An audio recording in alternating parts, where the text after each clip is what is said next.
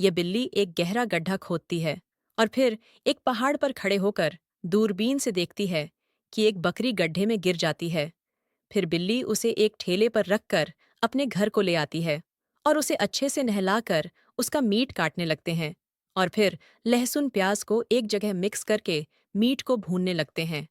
भूनने के बाद उसे एक मेज पर रखकर खाने लगती है। खाने के बाद में सो जाती है और खुश सोती है।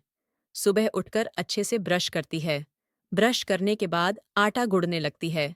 आटे के पकोड़े बनाकर उन्हें तेल में तल के खाने लगती है और फिर मौसमी का एक गिलास में जूस निकालकर एक कुर्सी पर बैठकर किताब को पढ़ते पढ़ते जूस पीने लगती